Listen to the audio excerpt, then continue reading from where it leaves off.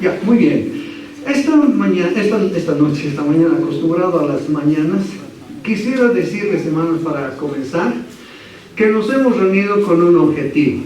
Y el objetivo en la primera parte es hacer memoria del Señor Jesucristo. Yo le doy gracias a Dios que por años de años hemos estado viendo desde Génesis hasta Apocalipsis todo lo que habla de Cristo. Y algunos que desconocen la Biblia dicen, ¿por qué estudian tanto la Biblia?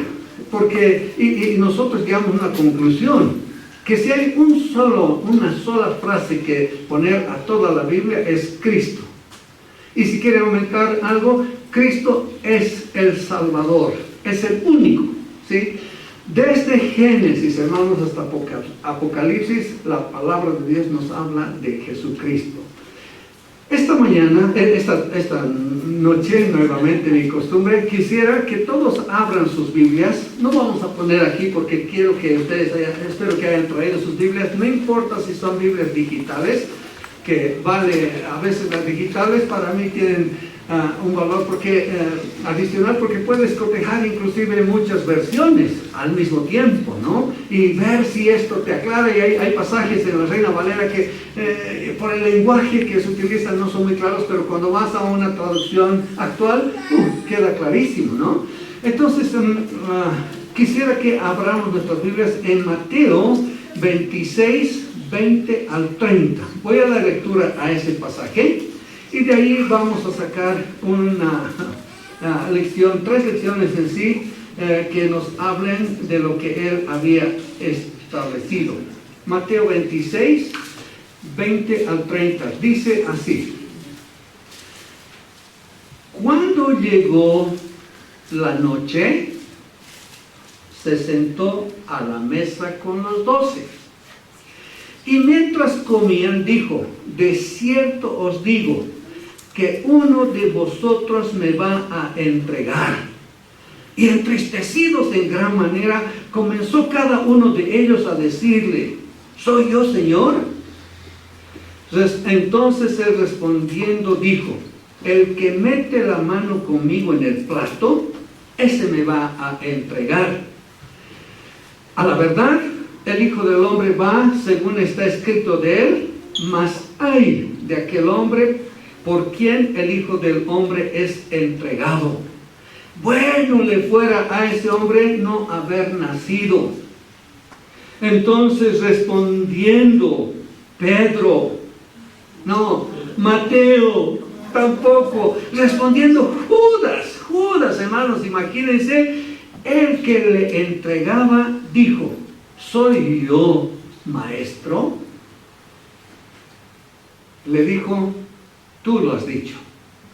Y mientras comían, tomó Jesús el pan y bendijo y lo partió.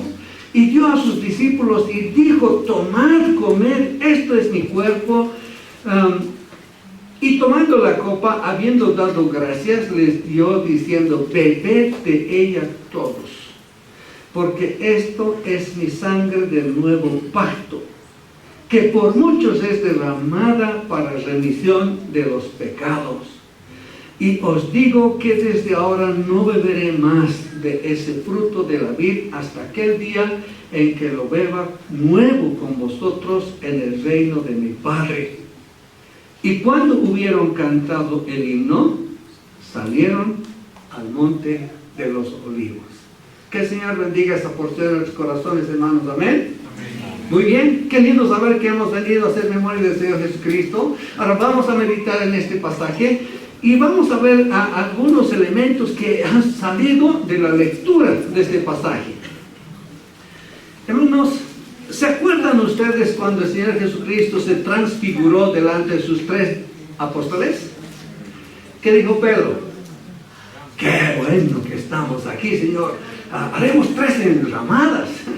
Haremos enramadas para que nos quedemos aquí. ¿Y qué dice? ¿Qué voz se escucha?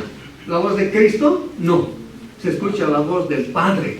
Y el Padre dice: este es mi Hijo amado, a Él oíd. Óiganle a Él. Y cuando nosotros revisamos las Escrituras, encontramos que el Señor dice la Biblia que Dios había hablado en otro tiempo a los padres por medio de sueños y visiones y por medio de los profetas. Mas ahora ha hablado por medio del Hijo. O sea, mis hermanos, escuchar y ver lo que hace el Hijo es de suma importancia para nosotros. Si nosotros decimos, no, pero aquí un ratito, ¿qué hace Pedro? ¿Qué hizo Pedro en Galacia? Cometió un error terrible. No vamos a imitar lo que hizo Pedro. ¿Qué hizo Pablo? A veces no vamos a imitar lo que hizo Pablo. Por ejemplo, él no quiso ir con Juan Marcos porque Juan Marcos falló. Pero después él se arrepintió y antes de morir dijo, Marcos es útil para la obra. Los hombres nos equivocamos. ¿Será que Cristo se equivoca alguna vez? Nunca. Por tanto, el Padre dice, oigan, yo voy a añadir, porque Él dijo, las cosas que hice, las cosas que dije, las he hecho bajo la voluntad de mi Padre. Ahora, es interesante, hermanos, que los tres evangelistas, que llamamos los evangelios sinópticos, si ustedes quieren anotar, en Mateo 26:20 dice, cuando llegó la noche se sentó a la mesa con los 12. Ya hemos leído ese pasaje. ¿Saben qué dice Lucas? En Lucas 22:14 dice, cuando era la hora, se sentó a la mesa y con él los apóstoles. Aquí dice Marcos 14:18, dice, y cuando se sentaron a la mesa, sugestivo, ¿no? No, ¿qué importa, hermano? Se sentó a la mesa. No es que importa. Yo quiero que esta noche consideremos algunas lecciones que vamos a sacar de estos pasajes. ¿Qué lección podemos extraer? Es que nuestro Señor Jesús, el Jesús de la historia, a quien un día toda rodilla se doblará y toda lengua confesará que Jesucristo es el Señor para gloria de Dios Padre, Él vino a darnos libertad. Dice, si Cristo os libertare, seréis verdaderamente libres. Eso dice la Escritura en Juan 8:36. Ahora, ¿por qué digo esto que he leído es importante? Porque se sentaron a comer ¿qué? Gracias, la Pascua. La Pascua, un día Dios había ordenado a Israel, antes de salir de Egipto, ustedes tienen que celebrar la Pascua. Pesach, ¿qué es eso, Señor? Van a agarrar un corderito de 1 año, sin defecto físico y sin mancha, 14 días observado por dentro y por fuera, que no tenga ningún defecto, y van a sacrificar ese corderito, como trayendo la memoria que un día vendría al planeta Tierra Dios hecho hombre, y Juan le presentaría y diría, este es el Cordero de Dios que quita el pecado del mundo. Entonces, están celebrando la Pascua, y voy a mostrarles lo que dice. Los que quieren pueden ir a abrir sus Biblias en Éxodo 12:11. Pero yo voy a dar lectura al pasaje. Dice, además, ¿cómo tenían que comer la Pascua? Dice, además, deben comer rápidamente, con la ropa y las sandalias puestas, y la vara en la mano, como si estuvieran apurados para salir. Eso dice Éxodo, cuando les da las indicaciones cómo celebrar la Pascua. ¿Para qué les hace ceñir sus lomos? ¿Para qué les hace ponerse el cinturón? ¿Para qué les hace poner sus sandalias? ¿Para qué tener que estar con el bastón en la mano y dispuestos a salir? No podían estar sentados. Tenían que estar parados. Pero vino el Hijo de Dios y muestra en los tres evangelios que Él, para celebrar la Pascua, se sentó. Y con Él, los suyos. El Señor ha venido a establecer cosas diferentes.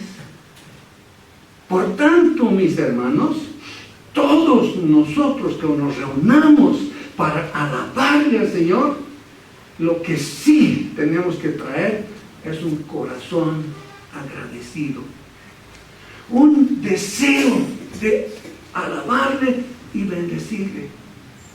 Y muchas veces carece de importancia si te pones de pie o te quedas sentado. Porque el Señor, a lo que había ordenado en la Pascua de Éxodo, aquí dice, Él se sentó con los suyos. Y es más, había sillas y mesas en el tiempo del Señor Jesucristo.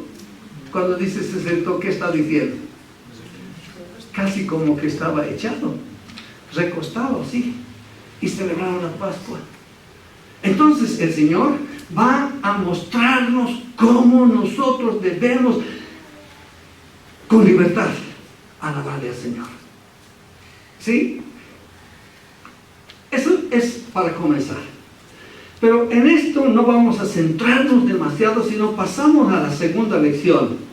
Y dice, y mientras comían, y está hablando de la Pascua, hermanos, tuvo el valor, porque al Señor Jesucristo no se le puede esconder nada. Antes de celebrar la Pascua, antes de más bien establecer el nuevo pacto, confrontó al traidor. Y yo no quiero, a ver, ¿cómo sería si esta mañana, yo digamos, suponiendo que me he recogido muy temprano en la mañana? ¿Y por qué me he recogido temprano? Porque me fui a beber toda la noche. Y me fui a casa y Charito me metió y vengo aquí a exhortarles y yo digo, ¿no ves, Señor? Y el Señor dijo, tú estás fallado. Eso hizo el Señor Jesucristo. Confrontó al traidor, le dijo, sí, tú me vas a entregar. Hermanos, como queriéndonos enseñar que si alguien está viviendo en pecado, evite participar de los símbolos. Todos nosotros somos indignos pecadores. El que nos habilita a participar de los símbolos no es nuestra vida, es el sacrificio de Cristo. Pero si nosotros realmente hemos sido redimidos, comprados por Él, no debemos andar como en nuestra vana manera pasada de vivir. El Señor debe cambiarnos. Él confrontó al traidor y le dijo, tú lo has dicho. ¿Pueden imaginarse qué cinismo de Judas? ¿Qué insolencia? ¿Qué descaro? Pretender a fingir, preguntándole, ¿seré yo Señor? Cuando sabía que estaba dispuesto a venderle por 30 monedas de plata. Hermanos, estamos a las puertas digamos, a la orilla del año viejo y a las puertas del nuevo año. Que esto que ha ocurrido con Judas sea para enseñarnos a nosotros. Él quiere que vivamos en santidad, dándole la gloria solo a Él, porque se merece. ¿Sí? ¿Qué más pasó ahí? El Señor dice que en medio de la Pascua, esto sí yo lo digo con claridad, en medio de la celebración de la Pascua, estableció el nuevo pacto. Ahora, voy a decirles por qué en medio de la Pascua. Hermanos, cuando se celebraba la Pascua, acuérdense, ¿algunos de ustedes ha tomado esa copita que toma aquí y un poquito le ha hecho girar la cabeza? Sí, algunos dicen, yo me acuerdo de una hermana, no voy a mencionar, sino usted que toma el vacío. No, yo prefiero lo de los niños porque este vinito es fuerte, un poquito me gira la cabeza, dicen, ¿no? ¿Saben cuántas copas se servían en la Pascua? 4 copas, 4 copas. O sea, en la Pascua, si tomaban como nosotros tomamos, con 4 copas, nosotros saldríamos. Hermano, vámonos a hacer, así sería. Pero ¿saben qué pasaba en la Pascua? Ponían una tercera parte de vino y 2/3 partes de agua. Diluían el vino, así que no había por dónde emborracharse. Ahora, por favor, tomen en cuenta lo que voy a decirles. La primera copa representaba la esclavitud en Egipto. La primera copa les recordaba que fueron esclavos en Egipto. Al iniciar la Pascua, la primera copa, fuimos esclavos en Egipto.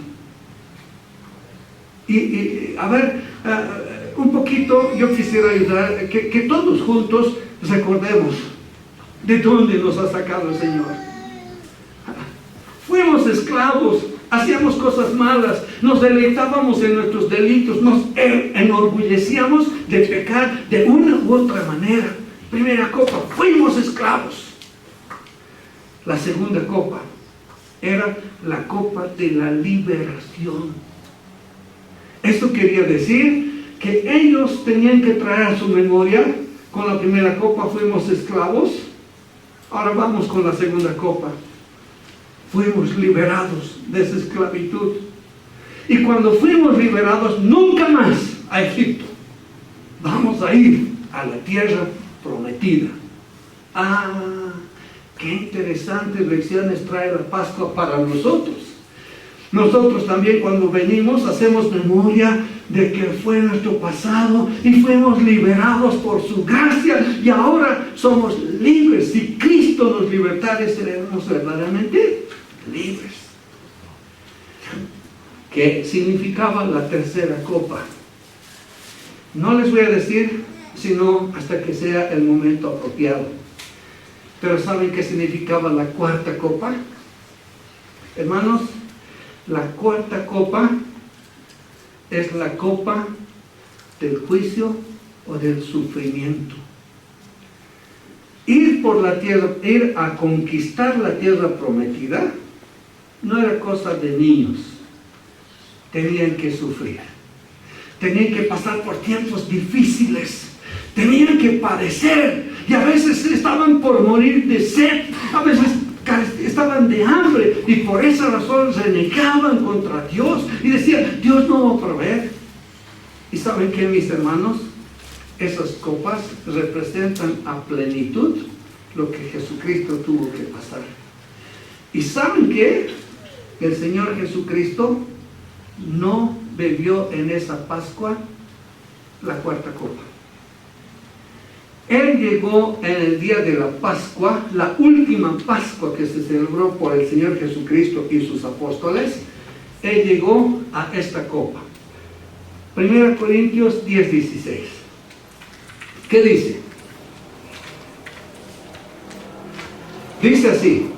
1 Corintios 10:16 dice: la copa de bendición que bendecimos no es la comunión de la sangre de Cristo. El pan que partimos no es la comunión del cuerpo de Cristo. Hermanos, esto que está diciendo Pablo tiene que penetrar en nuestros corazones y enseñarnos. La tercera copa se llamaba la copa de bendición o la copa de comunión. Hermanos, cuando Cristo estableció el nuevo pacto, tomó la copa de bendición, tomó la copa de comunión, la tercera copa, y dice que dio para que beban. Ahora, la comunión, no podemos tener comunión solo Charito y yo y celebrarla en casa. La comunión es para la iglesia. Todos los que son miembros de la iglesia tienen que venir y participar de la cena del Señor.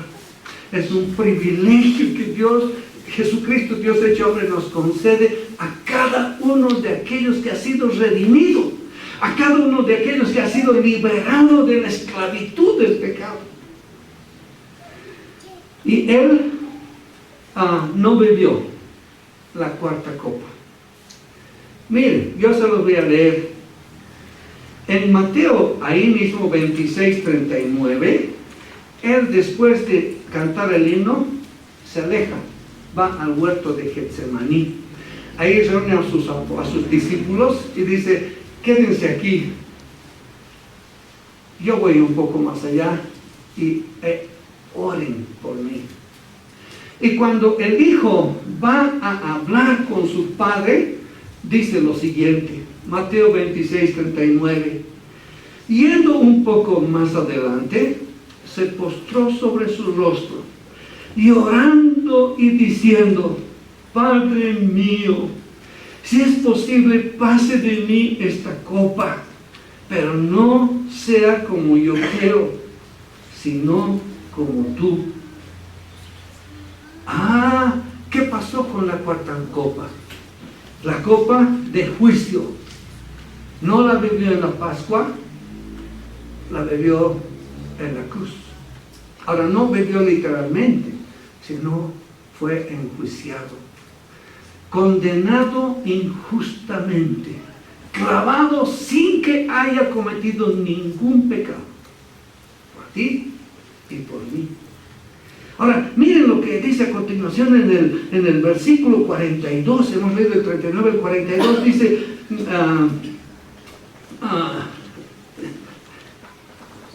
y oró, dice, por segunda vez diciendo, Padre mío, si no puede pasar de mí esta copa sin que yo la beba, hágase tu voluntad.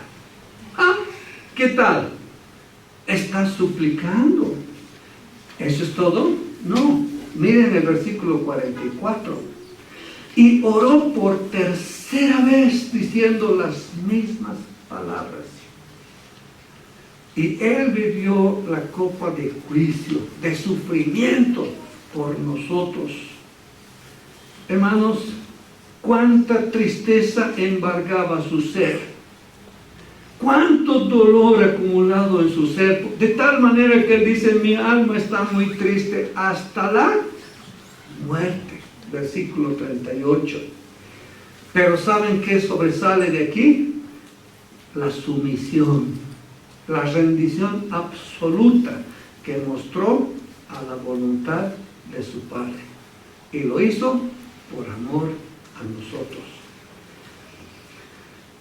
Mateo 26, 26 dice, tomó Jesús el pan y lo bendijo y lo partió y dio a sus discípulos y dijo, tomad, comed, esto es mi cuerpo. Y tomando la copa, habiendo dado gracias, les dio diciendo, bebed de ella todos, porque esta es mi sangre del nuevo pacto, que por muchos es derramada para remisión de los pecados. Aún en lo que tomó el pan y lo partió, estaba mostrándonos que él estaba dispuesto a que su cuerpo sea quebrantado, a que su cuerpo sea lacerado, a que su espalda, su ser sea lastimado por causa de nosotros. ¿Cómo no vamos a rendirnos a Él? Hermanos, que nosotros nunca perdamos la costumbre, el hábito de congregarnos para hacer memoria de Él. Ahora, esto, ya vamos al tercer punto y les pregunto, ¿ustedes saben cada cuánto se celebraba la Cena del Señor una vez que el Señor Jesucristo fue arrebatado a los cielos?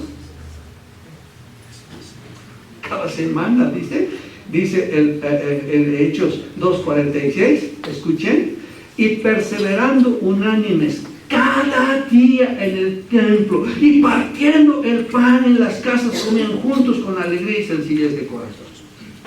Para ellos era necesario hacer memoria del Señor. ¿Cada cuánto tiempo? Cada día.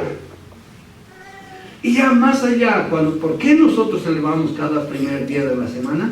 Porque ya en Hechos 27 dice, el primer día de la semana, reunidos los discípulos para partir el pan, Pablo les enseñaba.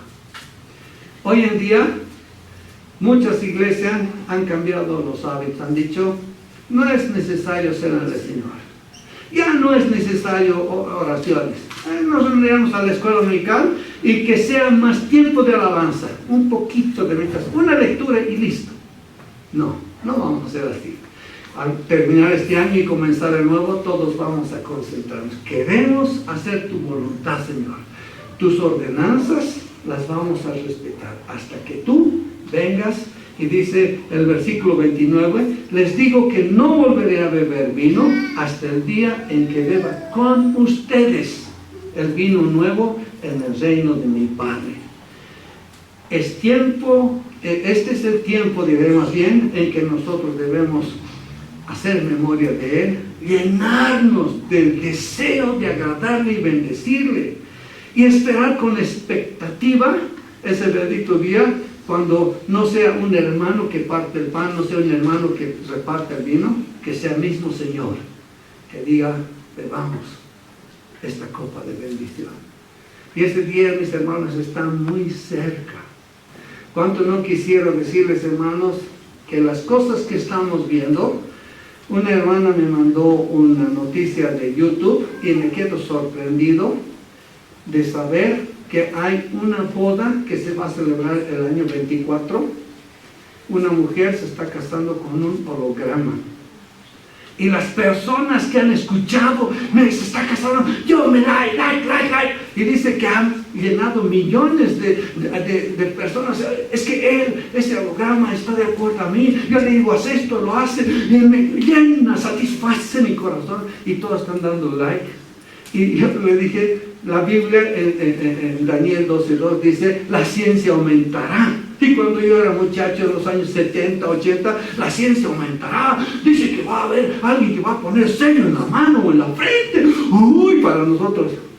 Pero cuando decía la palabra, la ciencia aumentará, nunca pensé que van a haber personas que están dispuestas a prestar su corazón a un holograma. Cuando la ciencia aumente, sepan que la segunda venida del Señor está cerca. Muy pronto, hermanos, vamos a celebrar tomando el vino nuevo en la presencia de nuestro bendito Cristo. A Él sea la gloria. Amén. Amén. El que quiere orar por el pan, por favor.